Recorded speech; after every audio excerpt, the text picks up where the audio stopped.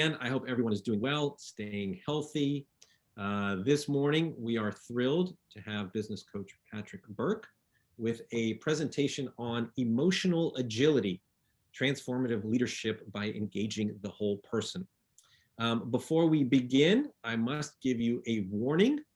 Patrick Burke is not an expert in any of the topics being presented today. Now, that may sound strange, but that's right. He is simply a person who's been exposed to a variety of psychological concepts, potentially learning ahead of us, and is excited to have an opportunity to share them with us in the hopes that one or more of these concepts will be helpful to grow as a human and as a leader.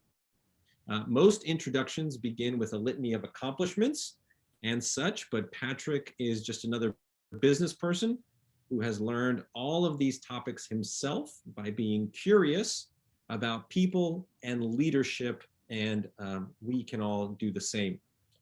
Patrick's experience in this area comes from, in loose order of impact, the following. 1, being married to an amazing woman who is a marriage and family therapist. 2, intensive study of parenting styles, see number 1 above, and how that relates to leadership. 3, 12 years growing a restaurant group to 125 plus team members, which naturally requires intensive people and management skills, sort of like being an unlicensed counselor. And finally, 4, an undergraduate degree in psychology from Vanderbilt University in Nashville, Tennessee. Emotional agility is a journey that Patrick is on as a husband, a father, a friend, and a leader. And so he welcomes us to that trail, or to that trailhead, depending upon where we are in the journey. As always, before we begin, one administrative matter. We want this to be as educational and informational for all of you as possible. Please feel free to pose any questions that you may have for Patrick using the chat feature. We will hold those and direct them to him at the conclusion of the presentation. Again, thank you all for joining us, and I will now turn the microphone over to Patrick. Thank you, Eugene. Good morning, everyone. It's exciting to speak with many of you from around the world. It's interesting, and I hope these concepts relate to people no matter where you are. So I'm excited to share several of them with you. I did ask Eugene to introduce myself and the topic in that way because I felt it was extremely important to recognize that all of us are on a journey relating to understanding other people and how to become better as humans in our different roles the different caps that we wear, different roles that we wear, whether it's as a spouse or as a father, or as a mother, as a coworker, or as a leader. And so I just am sharing with you this morning, this morning in Nashville at least, maybe it's an evening for where you are, some of the things that I've been exposed to and collected and absorbed over, I'd say, a decade or more of really studying this.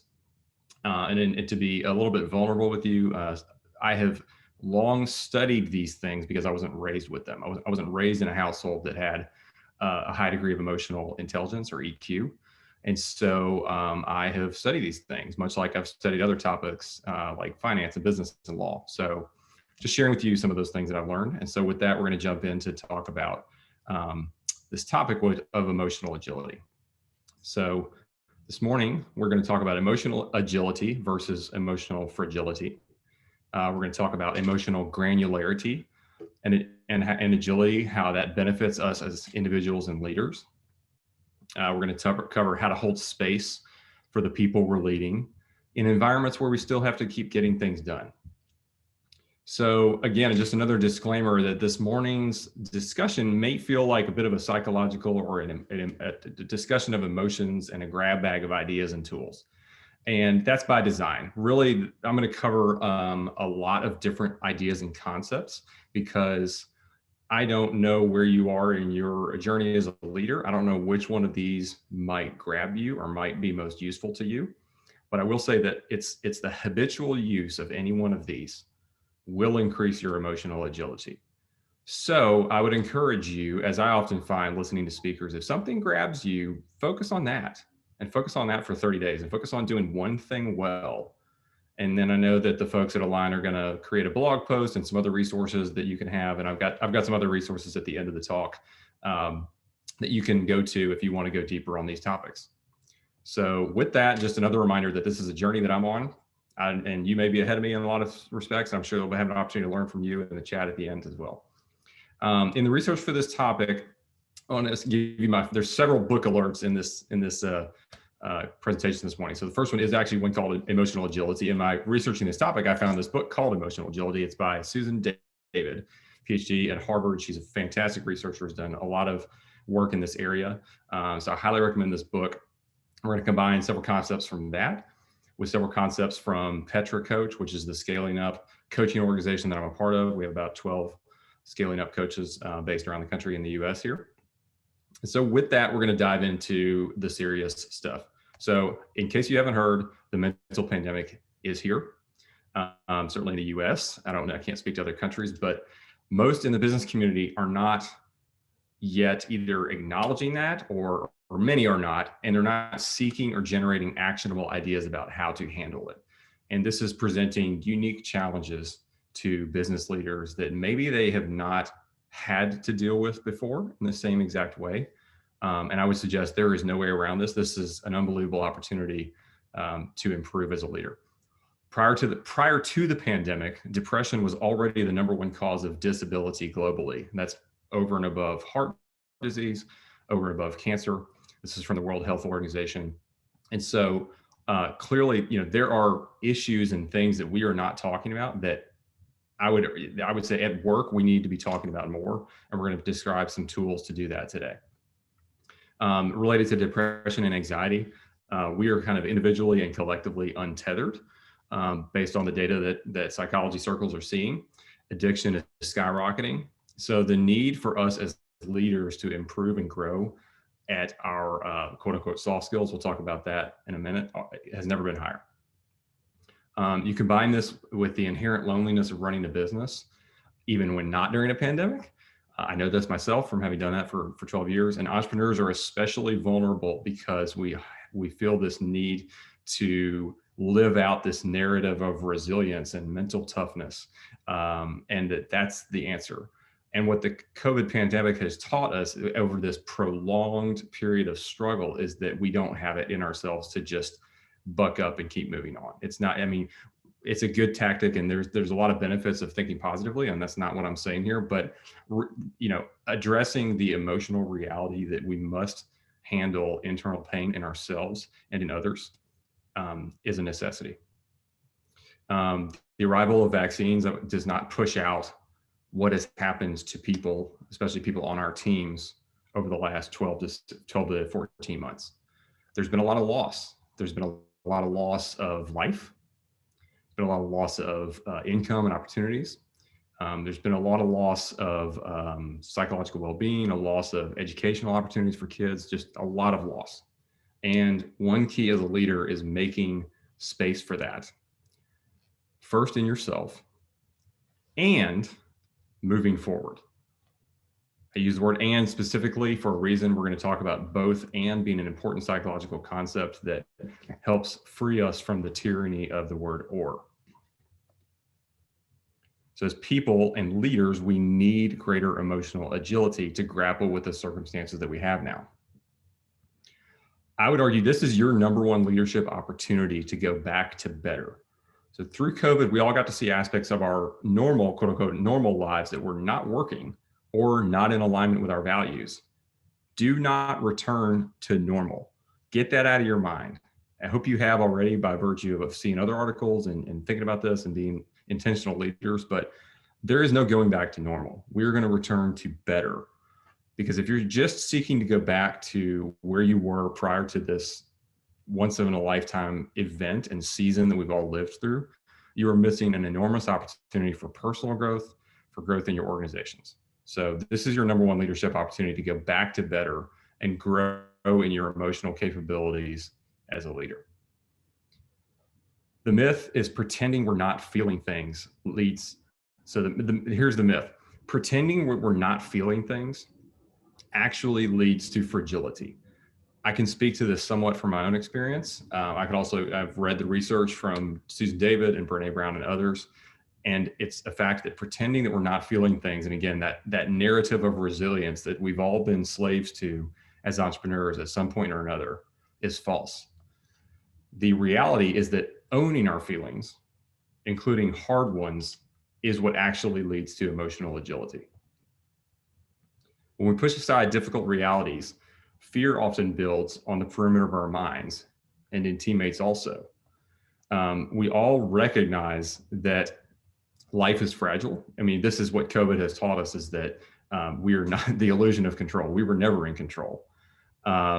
And that there is fragility interwoven in all our lives. We know this to be true on our heart level. We have illnesses, we have broken relationships, we have, there's beauty in the world, and there's also a lot that's dark and messed up. And so we have this in our world, yet sometimes as leaders, we feel like we must carry on and only be positive, and that's the way. And it leads to, especially in organizations, what we call segmentation versus integration organizationally. So this is when an organization is focused on, it can lead to this, where an organization is focused on productivity with an idea that humans are machines, which is profoundly dehumanizing. Here we are at our second book alert, one of my favorites, of Humanocracy by Gary Hamel and Michelle Zenny, where they describe the organizations of the past, described as bureaucracies, decisions made the top down, looking at people as resources, versus a humanocracy and treating people like humans in your organizations. This is one of my favorite sayings I say with my coaching clients. The reality is that people bring their whole selves to work. You don't just get to choose like the machinist Bob or the executive assistant Sally or the CEO Linda. You don't get to choose which part of yourself that you bring to work and only put on this professional armor. Brené Brown calls that armored leadership. Feelings are there with us all the time. I heard a podcast recently where they said, the thought of saying I'm a very logical CEO is equivalent to saying I'm a CEO and I choose to leave my hand at home. Like the pretending as if you can be that way all the time as a person is to ignore the way the brain is wired and to ignore parts of yourself, which is inauthentic. Again, from Susan David, psychological well-being depends on integration. So not segmentation of our feelings, but learning and growing in emotional agility for integration of those feelings into our daily habits and life. So the Latin root integrare means to make whole, as opposed to, again, thinking of that picture of the person coming to work with a piece missing, the puzzle piece missing. Again, viewing people as resources for productivity as opposed to humans is often a negative outcome from organizations that are not doing this well, and leaders that are not doing this well. The term human capital this is something we need to eradicate from our vocabulary as leaders. Like, people are a resource meant to be expended. This distinction between hard and soft skills. I want to talk about this for a minute and some of the origins of this. So in the Industrial Revolution and when formal schooling began, often it was only for males, and they would teach formal lessons such as things that were easy to tabulate, like mathematics and science, and things that were more logical. And oftentimes the things that were harder to quantify and harder to teach formal lessons about were left to women and were left to outside the schoolhouse, as it were. So formalized psychology didn't really take off until the 50s and 60s. It really wasn't until then that psychology as a social science was recognized. And so that still perpetrates itself into the work environments that we have now, where hard skills, finance and accounting and engineering and other business strategies and things like that are greater than soft skills. And the pandemic has exacerbated and I would say exposed this flawed assumption. And finally, these topics of how focusing on leveling up and skilling up are getting the limelight that they deserve because of this prolonged pandemic. So again, this is where I would argue it's time to level up. I think the answer could be described as emotional agility, hence the name of the talk. So we talk a lot about physical agility, and maybe some of you are in good workout routines, and that's awesome, and that's something to be continued. We need more emotional agility in terms of the range of how we can express our emotions, the range of how we can interpret and handle other people's emotions, especially those on our teams, in our families, in our marriages. And so emotional agility is a broad idea, and we're going to boil down about 6 or 7 different specific things that we can do within that context to grow and improve. Okay, so again, to start with healthiness in ourselves first, so we can be this with others. We all have thoughts, feelings, and emotions throughout the day, and the way we deal with them drives everything. It drives how we parent, how we lead, and how we love. There's a great saying that I heard from, again, a podcast between Susan David and Brené Brown, where they were talking about this topic. And Susan David is from South Africa, and there's a great saying from South Africa called Sabobana, which is it's a saying of hello. She said that she would hear it hundreds of times a day. It's just a way of people interacting in the streets. What it literally means is, I see you, and by seeing you, I bring you into being. And so I want you to hold on to that concept for a second. In that same podcast, Brené Brown said that in 2020, of the work that she was called in to do with Fortune 100 CEOs and everything, the number one question that she would ask folks is, do your people feel seen? So seeing others, maybe you've heard the kind of the kitschy phrase, intimacy, into me you see. Seeing others, do your people feel seen? So I want you to write that question down and think about it as we go through this today. One of the first major stepping stones towards emotional agility is curiosity about emotions. And I mean both the positive and what a lot of people would call negative emotions, although we say that there are no positive and negative emotions, there are emotions.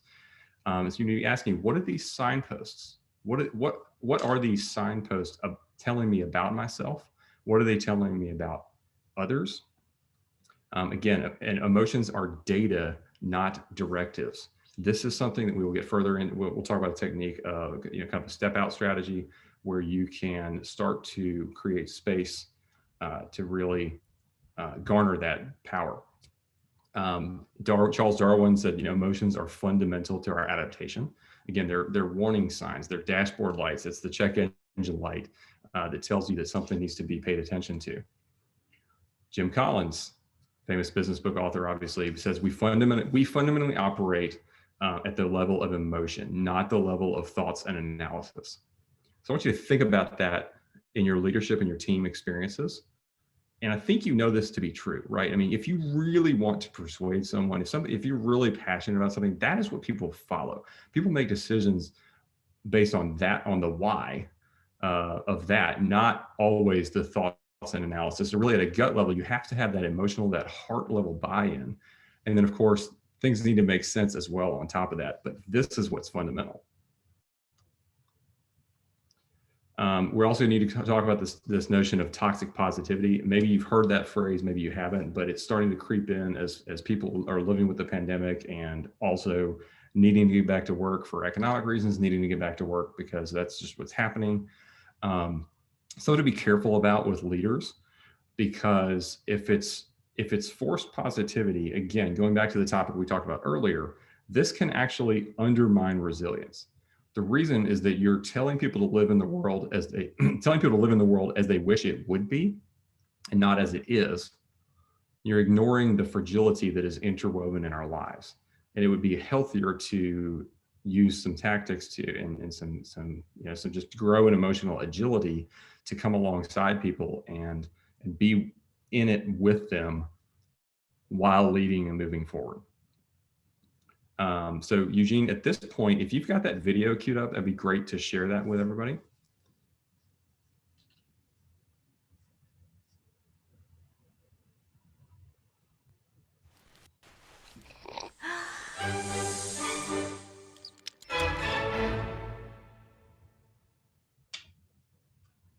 So what is empathy, and why is it very different than sympathy?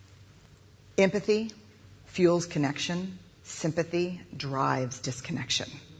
Empathy, it's very interesting. Teresa Wiseman is a nursing scholar who studied professions, very diverse professions where empathy is relevant, and came up with 4 qualities of empathy. Perspective taking, the ability to take the perspective of another person or recognize their perspective as their truth. Staying out of judgment, not easy when you enjoy it as much as most of us do. Recognizing emotion in other people and then communicating that. Empathy is feeling with people. And to me, I always think of empathy as this kind of sacred space when someone's kind of in a deep hole and they shout out from the bottom and they say, I'm stuck, it's dark, I'm overwhelmed. And then we look and we say, hey, you climb down.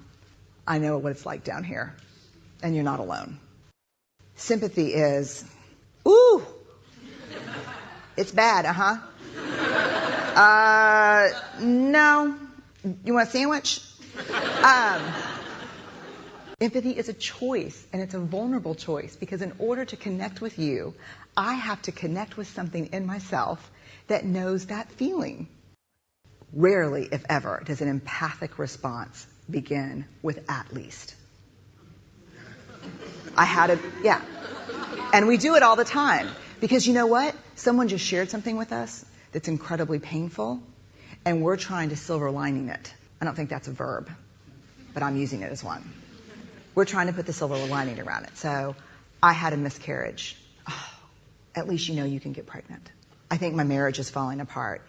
At least you have a marriage. John's getting kicked out of school. At least Sarah is an A student. But one of the things we do sometimes in the face of very difficult conversations is we try to make things better. If I share something with you that's very difficult, I'd rather you say, I don't even know what to say right now, I'm just so glad you told me. Because the truth is, rarely can a response make something better. What makes something better is connection.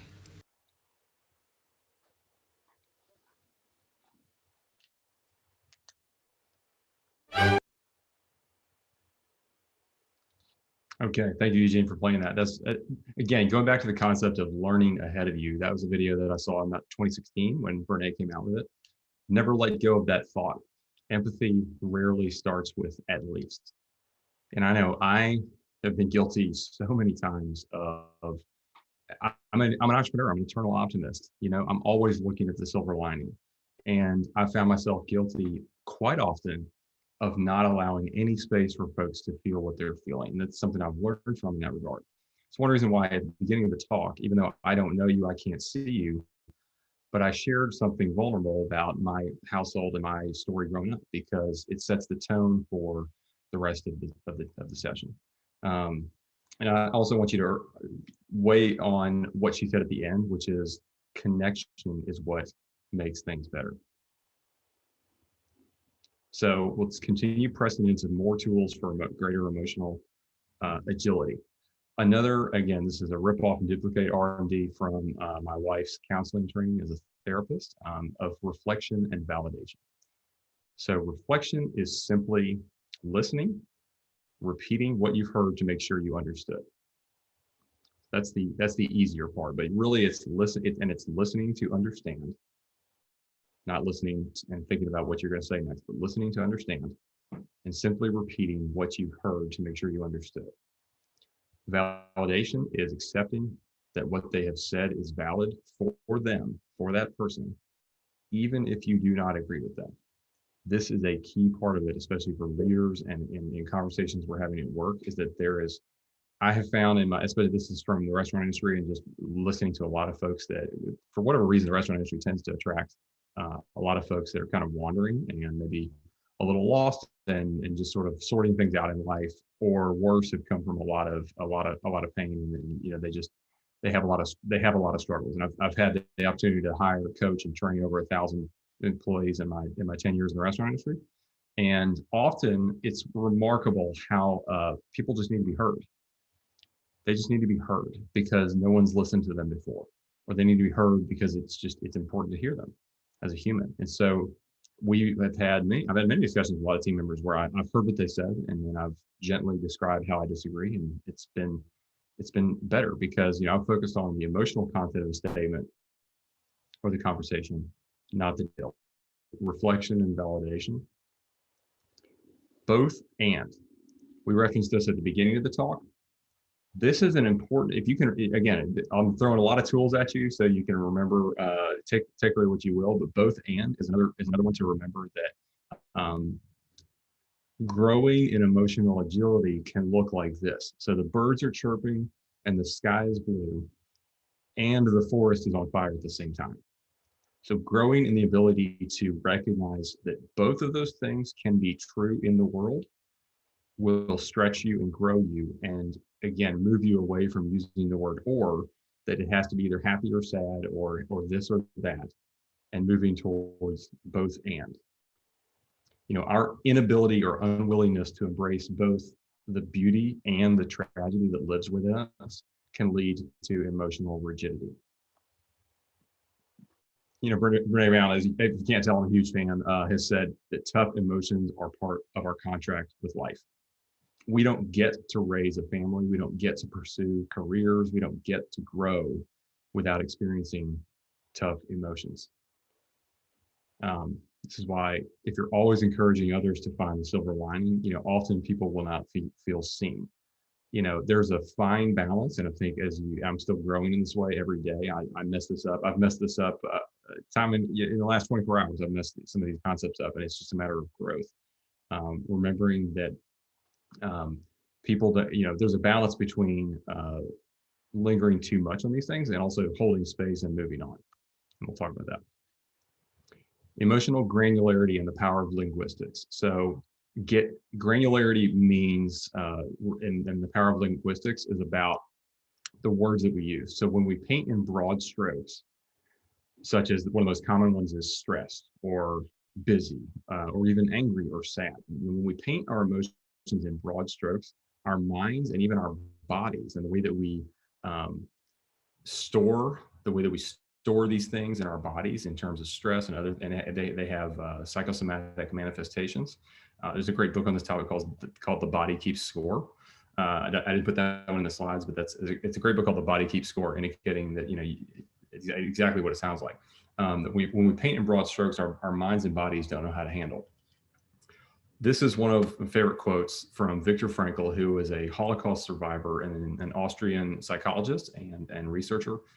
And he said, and so this is one of the things that he learned from being in the concentration camps. He said, between the stimulus and the response, there is a space. In that space is our power to choose our response. In our response lies our growth and our freedom. And I know this has been an area of particular growth for me in this last year, of listening better and not just immediately responding, and choosing more of that space. And it allows for a sense of agency. It allows a person to breathe, to breathe into the feelings of that moment instead of having a victim mentality. But it's very different than just instead of moving away from a victim mentality towards I need to be resilient. I need to be resilient. I need to be resilient. This is a different concept of learning to hold and stay in the emotion, and then choosing a response. So for example, this is what technique that you can use, it's called step out strategy, which is instead of saying, I am sad, the power words are important. You might say, I'm noticing I'm feeling sad. And what that does is it provides a little bit of cognitive distance from the emotion. So instead of saying, I am the dark cloud, I am the sadness as a person in my identity, I am that, you can say, I'm noticing that I'm feeling sad. And that can help you create that space that Viktor Frankl was talking about, in order to, when there's rigidity, emotional rigidity, there's no space between the stimulus and the response. It might be I'm angry and I lash out. Emotional agility looks like showing up to our difficult feeling. Stop resisting about whether to show up or not. You're deciding to show up, and then you can have that opportunity to make a choice. And again, this is something that I'm on a journey, with you on. I'm speaking these words to myself as well, because I can think of in the last 24 hours something I just messed up with my son and not validating him. And so again, it's a journey. Another thing that can help with linguistics and going more granular on the words that you use to describe your emotions are feelings charts. Data has shown, research has shown that there's a correlation between children even as young as age 2 and 3 who can more specifically label their emotions and their capacity to have delayed gratification, their capacity for moral compass. So it's really a huge thing. And I'm going to show you a variety of feelings charts. This is actually one from a book called Voice of the Heart by Chip Dodd. It's kind of a famous book in therapy circles, I guess I would say. And so it labels 8 primary feelings and what they can look like in an unhealthy state or an impaired state, and what they can look like in a healthy state. This is another example of a feelings chart from Vanderbilt Behavioral Health Center. And again, just having, it can be used with children or for families as well, but just giving more words, more options, just helping us lean into different ways to describe our emotions can help us with emotional granularity. There's a great one from Daystar Ministries here in Nashville that does a lot of work with families and children. And this is a great one to use. You can download it from their website. This is a great one to use with kids. And again, there's so many benefits, in terms of helping your kids identify their feelings at an early stage. And the reason I'm talking about parenting and leadership is because the more I study both, the more they are the same thing. And to go into, from that, we'll go into attachment theory. So I'm going to relate this is a family and childhood development concept, and I'm going to relate to organizations in a minute. So this example of attachment theory in a secure base is, for example, young children, they cling to their parents, and then eventually as they get a little bit older, they start going out and then coming back. And the going out might look like, when they're less than 2 years old, it might look like 10 feet. They're going to the other side of the room and then they come back. And then if you're a parent, this. So your child goes out and then they come back. And as they get older, they go out further and they come back. When they're 5 or 6, it might be all the way to the other side of the playground. They do something and they come back and tell you about it. And then, I'm told from my kids are 6 and 3, so we're not there yet. But I've observed, when they get old enough, the children will go out to college and then come back and go out and come back. And so this loop continues. And, the safety of the secure base of a parent that allows their child to display the emotions that they actually feel without what we call display rules, meaning like the children, can learn display rules if it's not okay to be mad, or if it's not okay to be sad. And if the child is able to develop a sense of recognition of emotions, that these things aren't going to kill me, then that's what develops real resiliency. And many of our team members, these concepts were not woven into parenting. I'm about 40. They were not woven into parenting when I was growing up. And so a lot of folks in our midst in the workplace, they don't have that emotional granularity. They don't have those words. They don't have the ability to show things. And as leaders, there's a huge opportunity here. And this is something we saw again in our restaurants, was that by the way that we ran them, by the way that I ran them, by the way that our team members did them, is that they created safe places for people to be. And I think that this concept of being kind of a secure base of some sort for a lot of people who didn't get this at home has led to unbelievable retention rates in an industry that has the average turnover is around 125% a year. We've got some of the same people that we have had working for 7 years in our restaurant. And I think this goes a long way towards that of treating people in these ways and where they feel safe. This is a side note. This is kind of a freebie, but let's start seeing others at home. When a children is crying, that's their way of telling you they're not okay. And so a lot of times people will say like, oh, you're okay. The kid is not okay. Like they are trying to communicate something to you, and making space for that and using some of these techniques, especially reflection and validation. That's the one that I screwed up yesterday with my son, but I'm continuing to learn about it. Can help you connect with them before you move on and help them develop that emotional agility from a young age. And you can do that with your team members as well. Simon Sinek has a great quote and a great video that says, great leaders make people feel safe. And by doing that, by creating trust and safety, by taking on that responsibility, it means taking on big responsibility as a leader. And I would argue that if you are trying to shirk away from that, you're not becoming the leader that you can be. The second major thrust of how, we're talking about emotional agility in a variety through a lot of different lenses. The second major thrust of how Susan David describes emotional agilities is compassion and self-care. This would be the second major thrust, starting with ourselves. And to access compassion, she emphasizes a lot of techniques in terms of like recognizing like what's my 5-year-old self in need of. She talks about how especially in the we're doing this webinar remotely in the Zoom environment, we're all pretty much at a deficit of tactile and human touch, and so sometimes it can help to just touch your heart, touch your chest, and say like I'm a human.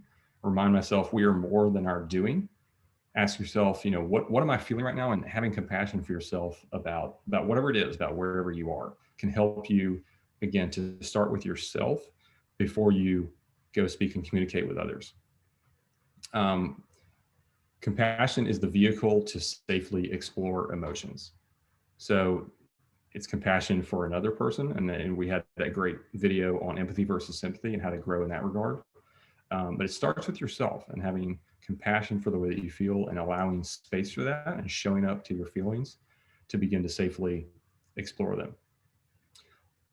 This, I would argue, is one of the biggest fear factors or challenges for leaders of organizations, which is, and again, I am not an expert in this in particular. I'm going to learn more about it from reading that book, Susan Davis' book. But compassion fatigue is when we feel like we can't be too compassionate because it might result in either in our own compassion fatigue or compassion fatigue in our team.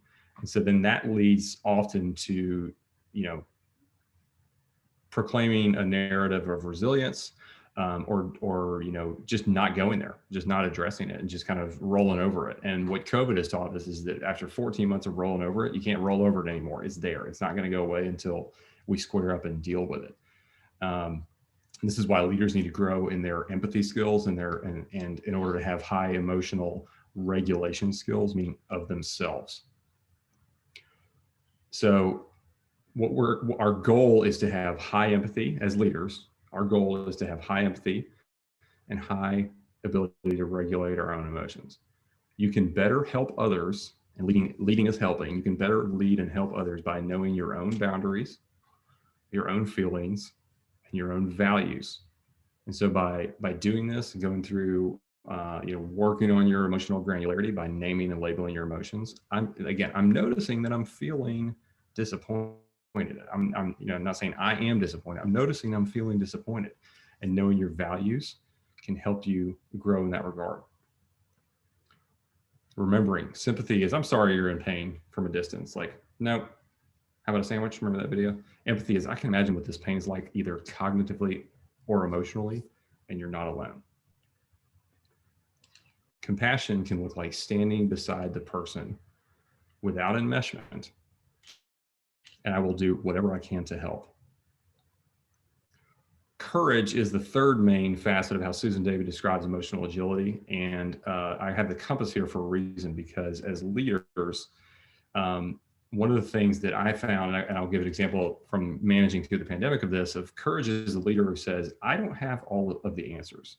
And so what it becomes is, instead of, and again, if one of the things you take away from the webinar today is this, you can take this away where, saying, this is the map, this is what's going to happen, I've got it all under control. How many times as leaders have we done that and then fallen flat on our face and had to have eggs on our face because it was clear we didn't know, it was clear we weren't in total control. So instead of that, it's trust in my values, trust in my compass. This is what I believe. This is what, you should have core values in your business. That's a key part of the skill and that methodology. I just gave a webinar on that on the 16th about core values through Petra. So you should have those values to help you be steering through things, and be very comfortable with saying, I don't know what's going to happen next. And not or but, I don't know what's going to happen next, and we're going to stick to our values. And this is exactly how, the restaurant industry was massively impacted by COVID. We, as I mentioned to Eugene before this started, we can't email you a bowl of ramen or a sushi roll. We do Japanese food in our restaurants. So, we had to grapple with things in a real way, and things were changing literally day by day in April and May of last year. And this is how we did it in the restaurant. We got together, we had meetings as often as we needed it. When something changed, we called another meeting. We just got back together again and said, this is what we know now. This is how we're going to do it. These are our values, and this is where we're going. So for, an example here, so again, showing up with your teammates, helping people step out of those emotions by labeling with emotional granularity and using, again, that, like I'm noticing, I'm feeling instead of I am, and then having a conversation together about how do we want to grow together. Another great quote, discomfort is the price of admission to a meaningful life. Often as leaders, as humans, it's a natural inclination to move away from challenging and hard emotions. And we all know from our own experience, they are part of life. And so as a leader, if you can skill up at being with people, being with your humans that you lead in that, it's going to have an immeasurable impact on your life, the trajectory of your business, and just the positive impact you're going to have of people around you. Another great quote from Tim Ferriss. He says, a person's success in life can usually be measured by the number of uncomfortable conversations he or she is willing to have. You do not get an agile organization without agile people. And so again, our focus today on emotional agility, we want to start with ourselves as leaders to skill ourselves up and help other people do the same in our organizations. So I'll leave you with a couple of thoughts here before we take questions. The power of yes and, the power of straddling the tension of opposites. And I'll leave you with a great quote from Carl Jung that he said, paradox comes closer to anything to explain the real human experience. So with that, just a slide here on resources. Again, Dare to Lead is a great book and a great podcast by Brené Brown. I highly recommend listening to that on Spotify and subscribing to that. She's also got one called Unlocking Us, which is more personal, I would say. Dare to Lead is really aimed at leadership. The book Emotional Agility by Susan David. The book Voice of the Heart by Chip Dodd. And there were several other resources we mentioned here. And my hope is that some of these have been helpful to you. And I appreciate your time and look forward to your questions. Patrick, thank you so much for an absolutely exceptional presentation. I have the first question sort of straight out of the box. And obviously, you're in the restaurant business where you're face-to-face with all of your employees. Lots and lots of other leaders and organizations are having to deal with remote teams right now. And so just sort of how do we apply these skills to, you talked about the lack of tactile where we're no longer sort of in the same space. We can't, shake hands with an employee. We can't really see their body language that they're exhibiting in the office. So how do we apply some of these soft skills when we have remote employees that we really only see sort of from the chest up in a Zoom environment? Sure, it's a great question. As I mentioned to you just before we started the webinar, we were talking about we have several locations, and one team was in an area where the majority of the team felt very fearful. They were just very concerned for a lot of good reasons. Some rational, some irrational about COVID and how do we do this? How do we go back to work and everything? And I felt like, the data and the stats have been clear for decades that 85 to 90% of communication is nonverbal, right? So Zoom has been helpful in that regard to get a video of somebody's face, but there's so many other things that we're missing in terms of body cues and things like that. So the first thing is that if you're a team that is geographically together in the same town, there's no replacement for finding a way to get some interaction personally, whether it's out in a field at a park, socially distanced. I think leaders who are going above and beyond to create that social time, like people need that water cooler time, or for lack of a better phrase, it's called water cooler time or lunch hour time, or just non-productive human interaction with their colleagues. One of the things I've noticed in the Zoom environment is that, it is highly efficient. I was with my family until like 14 minutes before the webinar started, right? So the efficiency of Zoom has got it to where a lot of people are just going meeting, done. And you've read about like the fake commute and other things that people are finding that they're needing to build in some like a buffer on the end of the workday.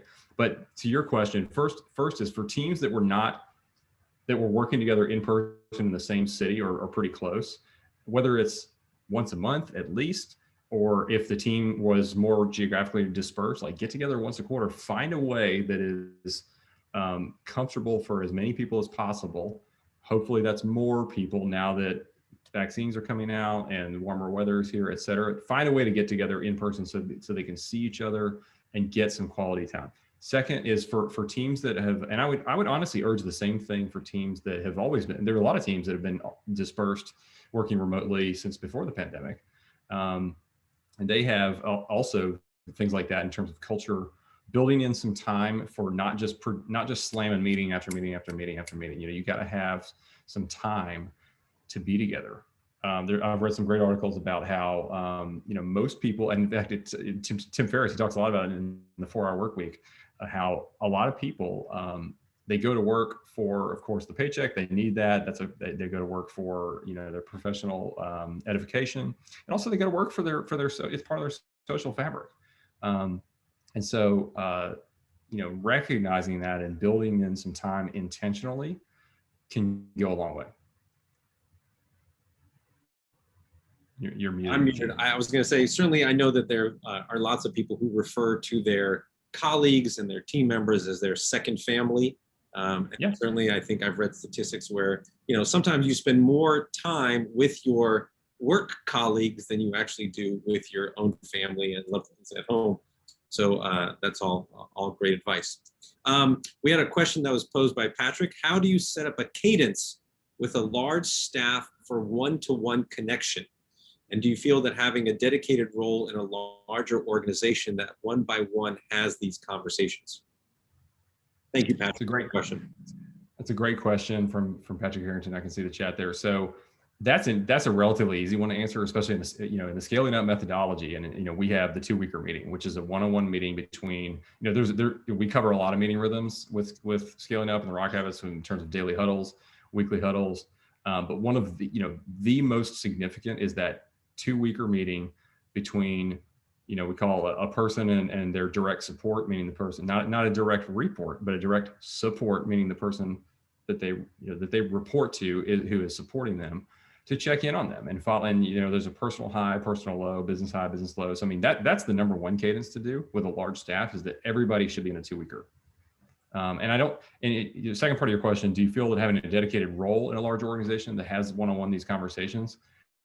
That's not really how human interactions work. I mean, people are in a larger organization or a larger staff,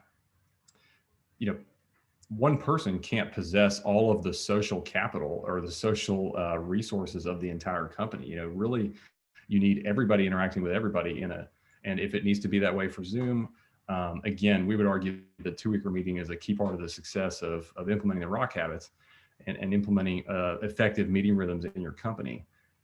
So really, I'd say the 2-weeker meeting, and going back to the point I was talking about with Eugene, building in time for non-productive time, if that makes sense. Patrick, thanks so much for the question. If any other attendees have questions, I encourage you to put them into the chat. I'll turn it over to Henry Joyce. Henry, do we have another question coming in? Yes, we have a couple. Patrick, can you talk about how do we encourage those around us, whether it's a direct report or even someone who's managing us, who is maybe not naturally inclined to lead with empathy? How do we encourage them gently and respectfully to do so? So that is a great question. That's one of the reasons why I attempted to put in just a wide variety of resources in this talk. You might send them the link on the video, the 2.5-minute video that we watched about empathy and sympathy. That simple statement of empathy rarely starts with at least. That one nugget I've carried with me for 6 years, and I know that it's impacted my interactions with people. You might tell them to listen to the Dare to Lead podcast. Brené Brown. I mean, it depends on if the person is, if they're a reader, then the sky's the limit. There's a ton of books that they can go after. Dare to Lead, emotional agility, etc.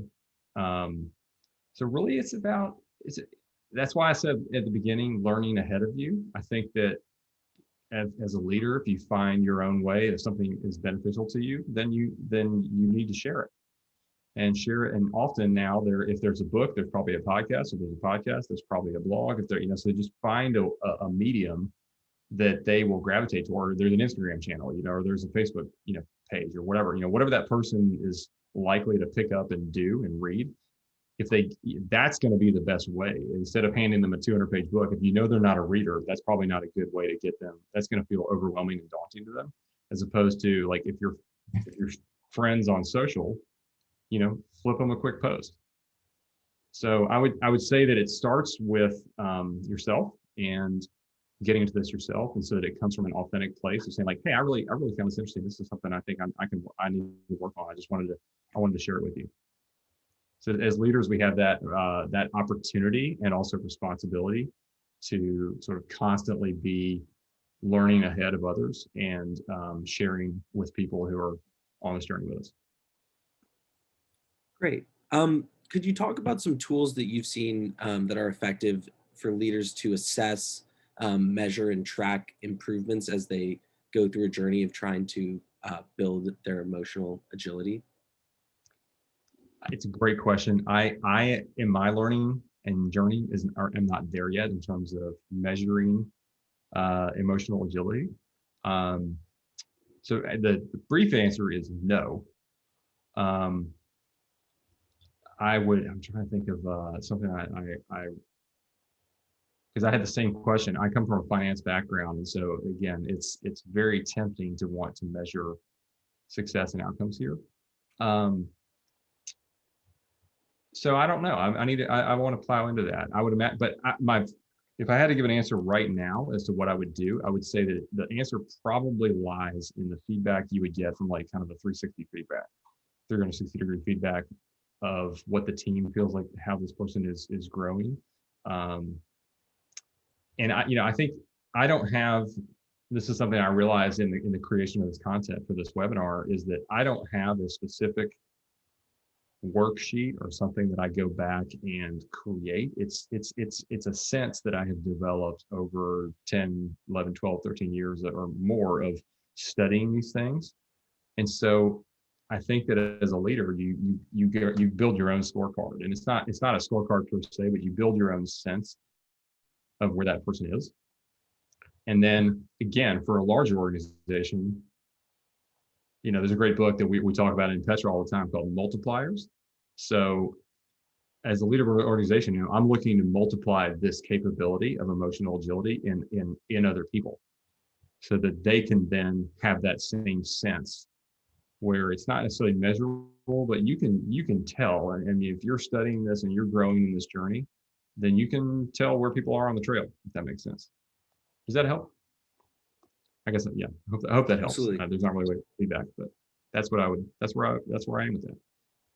I think there's also a great, I think it's a TED Talk by John Spence, where he really focuses on the difference between IQ and EQ for leaders, and that in many occasions, the higher the EQ of the leader, the more likely they are to succeed, just because of that emotional agility and their ability to connect with their team, to have leadership by empathy and empathetic sort of understanding of the entire organization and of their employees and everybody in the organization. So that's another sort of resource that I would recommend everybody check out as well.